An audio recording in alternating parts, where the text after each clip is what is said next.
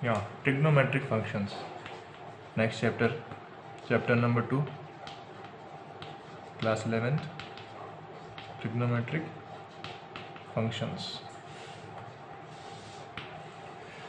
तो सबसे first topic जो कवर करेंगे हम एंगल्स को समझेंगे थोड़ा सा। एंगल्स कैसे क्या होते हैं, तो एंगल्स के बारे में तो आप पहले से जानते हो। एंगल्स बेसिकली क्या होता है, एक तरह से किसी भी रेफरेंस लाइन के रिस्पेक्ट में अगर हम कोई दूसरी लाइन बनाते हैं जो कि एक तरह से हमको एलिवेशन शो करता है, तो उस पर्टिकुलर एलिवेशन को हम क्या बोलते हैं, एंगल बोलते हैं, है ना। तो एंगल्स के बारे में कुछ चीज़ें आप ऑलरेडी जानते हो।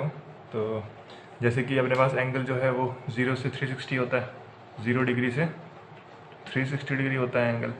और वो भी किस तरह से होता है 0 डिग्री, ठीक है। 0 डिग्री मतलब जो लाइन ऑफ रेफरेंस है, ठीक है, और जो लाइन ऑफ एलिवेशन जो है वो भी लाइन ऑफ रेफरेंस से कोइंसाइड करे तो इसको 0 डिग्री बोलते हैं। फिर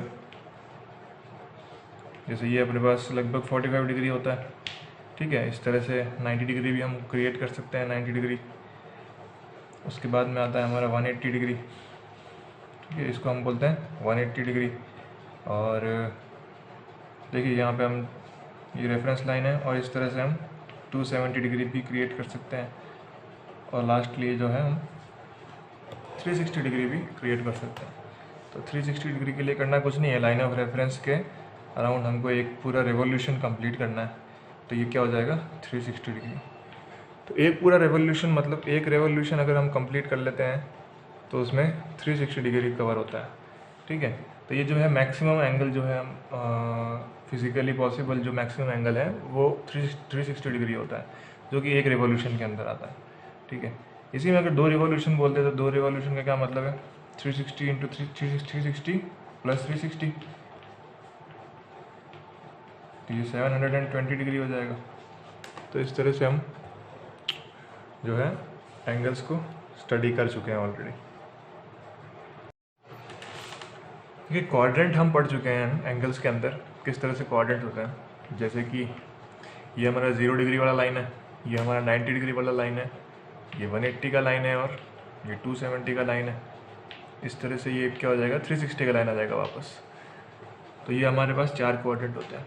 तो जो फर्स्ट क्वाड्रेंट है वो फर्स्ट क्वाड्रेंट जो है वो 0 से 90 डिग्री के बीच में, अगर एंगल थीटा 0 से 90 के बीच में है तो हम क्या बोलते हैं कि हमारा फर्स्ट क्वाड्रेंट में एंगल लाई कर रहा है, ठीक है। तो फर्स्ट क्वाड्रेंट में कौन कौन से एंगल होंगे सारे, जैसे theta is equal to 30 degree, theta is equal to 40 degree 45 degree, theta is equal to 90 degree भी फर्स्ट क्वाड्रेंट का ही पार्ट है। और अगर हमारे पास सेकंड क्वाड्रेंट की बात करें तो सेकंड क्वाड्रेंट जो है वो 90 से 180 के बीच में होता है थीटा।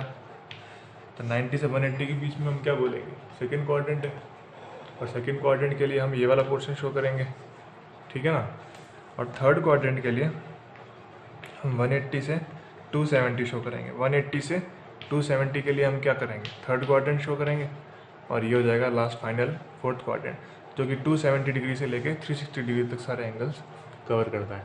तो क्वाड्रेंट की स्टडी आप पहले भी कर चुके हो, तो इसके बारे में हमने वापस एक बार समराइज़ कर लिया। तो अब हम देखेंगे कि पॉजिटिव एंगल और नेगेटिव एंगल क्या होता है। अब हम देखेंगे कि पॉजिटिव एंगल और नेगेटिव एंगल क्या होता है। पॉजिटिव एंगल देखिए, जो भी हमारा रेफरेंस लाइन है, ठीक है, ये कौन सा लाइन है, रेफरेंस लाइन है। तो रेफरेंस लाइन से अगर एंटी क्लॉकवाइज डायरेक्शन में, रेफरेंस लाइन से एंटी क्लॉकवाइज डायरेक्शन में अगर हम दूसरा लाइन ड्रॉ करते हैं, जैसे ये लाइन ड्रॉ किया हमने 45 डिग्री का, एंटी क्लॉकवाइज, देखिए एरो क्या शो कर रहा है, एंटी क्लॉकवाइज डायरेक्शन शो कर रहा है। क्लॉकवाइज एंटी क्लॉकवाइज क्या होता है, जैसे अपनी क्लॉक होती है सिर्फ, और क्लॉक हमारी क्लॉक है वो किस तरह से मूव करती है, इस तरह से मूव करती है। तो इस डायरेक्शन को हम क्या बोलेंगे, क्लॉकवाइज। और इसके अपोजिट डायरेक्शन को हम क्या बोलेंगे, एंटी क्लॉकवाइज, ठीक है ना। तो क्लॉकवाइज और एंटी क्लॉकवाइज। तो यहाँ इस पर्टिकुलर अपने पास यहाँ पे रेफरेंस लाइन के रिस्पेक्ट में जो दूसरी लाइन है वो एंटी क्लॉकवाइज डायरेक्शन में जा रही है। तो जब भी एंटी क्लॉकवाइज डायरेक्शन में हम एंगल मेजर करते हैं तो उस केस में जो एंगल आता है वो पॉजिटिव आता है, ठीक है। लेकिन अगर रेफरेंस लाइन के रिस्पेक्ट में, जैसे ये रेफरेंस लाइन है, अगर रेफरेंस लाइन के रिस्पेक्ट में एंगल जो है वो अगर नेगेटिव साइड में आता है या फिर मैं कहूँ क्लॉकवाइज डायरेक्शन में आता है, तो उस पर्टिकुलर केस में जो भी एंगल आएगा वो नेगेटिव होगा। ठीक है, नेगेटिव किसके लिए? क्लॉकवाइज के लिए। तो अगर ये 45 डिग्री है तो ये प्लस 45 डिग्री कहलाएगा। ठीक है, और अगर ये भी 45 डिग्री है, जैसे ये है वैसे ये भी 45 है, तो लेकिन ये -45 कहलाएगा। वो इसीलिए क्योंकि ये इसकी जो डायरेक्शन है वो क्या है? क्लॉकवाइज है, और इसकी डायरेक्शन क्या थी? एंटी क्लॉकवाइज थी। देखिए जैसे अपने पास ये 4 क्वाड्रेंट्स हैं, ये 0 डिग्री, ये 90 डिग्री, ये 180 डिग्री, ये 270 डिग्री और ये 360 डिग्री। तो अभी तो हमने यही देखा कि रेफरेंस लाइन के रिस्पेक्ट में अगर हम एंटी क्लॉकवाइज डायरेक्शन में एंगल मेजर करते हैं तो वो एंगल क्या होता है? पॉजिटिव होता है। जैसे अगर ये एंगल हमने 45 डिग्री ड्रॉ किया तो ये +45। इसी तरह से अगर कोई एंगल हमको रेफरेंस के रिस्पेक्ट में क्लॉकवाइज डायरेक्शन में दिया हुआ हो तो क्लॉकवाइज डायरेक्शन में जो एंगल होगा वो नेगेटिव होता है। तो ये चीज़ हमने अभी अभी स्टडी करी है। ठीक है, तो एक और चीज़ देखते हैं यहाँ पे, वो ये है कि जैसे अपने पास कोई क्वाड्रेंट है, ये 4 क्वाड्रेंट्स दिए हैं, तो इस पर्टिकुलर केस में यहाँ पे अगर ये एंगल है तो इसको -45 डिग्री बोलेंगे। -45 डिग्री बोलेंगे, क्यों बोलेंगे? क्योंकि हमने इसको अभी क्लॉकवाइज मेजर किया है, और क्लॉकवाइज के लिए क्या होता है? एंगल नेगेटिव होता है। लेकिन अगर हमको यही एंगल मेजर करना है तो इस एंगल को मेजर करने के लिए मैं इस तरह से भी मेजर कर सकता हूँ। ठीक है, तो इस तरह से अगर मेजर करूँगा तो देखिए ये डायरेक्शन कौन सी है? एंटी क्लॉकवाइज है। एंटी क्लॉकवाइज डायरेक्शन है ये, तो एंटी क्लॉकवाइज के लिए हमारा एंगल क्या होता है? पॉजिटिव होता है, तो पॉजिटिव लिख दिया। और जो एंगल की वैल्यू है वो कितनी आएगी? देखिए हमने क्या किया, एंगल की वैल्यू मेजर करनी है, तो अब क्या करेंगे हम?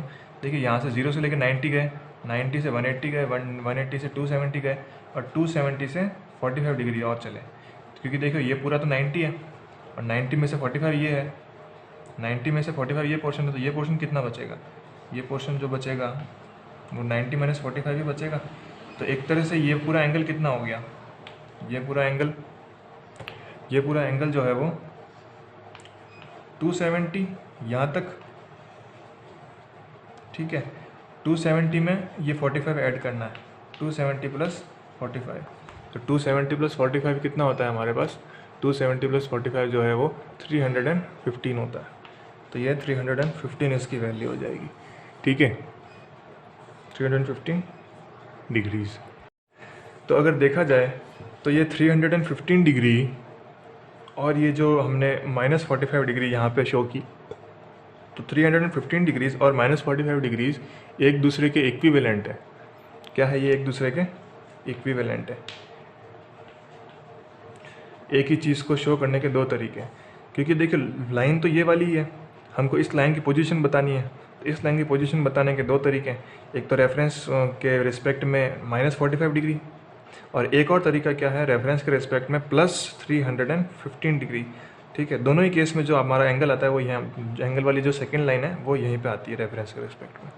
ठीक है, देखिए ये यहाँ पे 4 एंगल दिए हुए हैं, इन चारों एंगल्स को हम क्वाड्रेंट में शो करने की कोशिश करते हैं। तो ये क्वाड्रेंट्स बनाए हमने यहाँ पे, ये 0 डिग्री लाइन है, ये 90 डिग्री लाइन है, और ये 180 डिग्री की लाइन है, ये 270 डिग्री की लाइन है। तो ये सारी चीज़ें क्लियर है। अब देखिए 30 डिग्री जो है, 30 डिग्री मतलब 0 और 90 के बीच में यहाँ पे कहीं होगा 30 डिग्री। तो 30 डिग्री तो हम बड़ी आसानी से ड्रॉ कर सकते हैं, कोई प्रॉब्लम ही नहीं है। ये 30 डिग्री हो गया ऐसे। ठीक है, तो इस लाइन में क्या बोल दिया हमने? ये लाइन आ गई हमारी 30 डिग्री, 30 डिग्री की लाइन आ गई। अब जो फर्स्ट वाला पोर्शन तो हो गया, सेकंड वाला पोर्शन हमारे पास 390। तो 390 को हम कैसे लिखेंगे? 390 का मतलब क्या है? 390 का मतलब है कि 390 में 360 + 30। तो 360 का मतलब क्या होता है? एक रेवोल्यूशन। 360 का मतलब होता है एक रेवोल्यूशन। तो 360 का एक, जैसे यहाँ से स्टार्ट किया, अगर हम इस एंगल को ड्रॉ करना चाह रहे हैं 390 डिग्री को, तो यहाँ रेफरेंस से स्टार्ट करेंगे। रेफरेंस से स्टार्ट करते हुए पहले 360 कवर करेंगे और फिर उसमें 30 और कवर करना पड़ेगा, क्योंकि क्या है 360 + 30 है। तो यहाँ 0 से स्टार्ट किया रेफरेंस से, ये 360 क्रॉस किया और फिर यहाँ पे आके क्या किया? +30 और किया, और ये 30 तो हमको पता ही है, ये तो 30 है। तो क्या किया हमने? 360 + 30। तो जो 390 डिग्री आता है वो भी यही लाइन शो करेगा। 390 भी तो कहाँ पे आएगा, 390 डिग्री भी कहाँ पे आएगा, यहाँ इसी लाइन पे आएगा। तो यहाँ पे क्या लिखेंगे अपन, यही लाइन जो है वो 390 डिग्री को भी शो करेगी। देखिए थर्ड अपने पास है 750 डिग्री। तो 750 डिग्री के लिए 750 डिग्री का मतलब क्या होता है, 750 का मतलब होता है 720 + 30, ये मतलब होता है। और 720 को हम लिख सकते हैं 2 × 360 + 30। अब 2 × 360 का क्या मतलब है, एक 360 का मतलब होता है 1 रेवोल्यूशन, तो 2 × 360 का मतलब हो गया 2 रेवोल्यूशन। तो 2 रेवोल्यूशन के बाद में 30 ऐड करना है। तो 2 रेवोल्यूशन मतलब यहाँ से स्टार्ट करेंगे रेफरेंस लाइन से, तो 1 रेवोल्यूशन, फिर 2 रेवोल्यूशन, ठीक है। 2 रेवोल्यूशन कंप्लीट होने के बाद में 30 और ऐड करना। तो ये एंगल भी जो है यहीं पे आ रहा है। तो यहाँ पे ये 30 डिग्री, ये 390 और 750 भी क्या हो जाएगा, यही हो जाएगा, ठीक है। इसी तरह से आप देख सकते हैं 1010 डिग्री दिया हुआ है। तो 1010 डिग्री को हम 1080 डिग्री + 30 डिग्री लिख सकते हैं। इसको ऐसे लिखने के बाद में 1080 जो है उसको 3 × 360 लिख सकते हैं + 30, 3 × 360 + 30 लिख सकते हैं। तो 3 × 360 क्या मतलब है कि 3 रेवोल्यूशन। 3 × 360 का मतलब होता है 3 रेवोल्यूशन। तो इसी पर्टिकुलर केस में हमको डायग्राम बनाने के लिए इसके 3 रेवोल्यूशन लेने पड़ेंगे। वापस हम 3 रेवोल्यूशन के बाद वापस कहाँ आ जाएंगे, यहीं पे आ जाएंगे।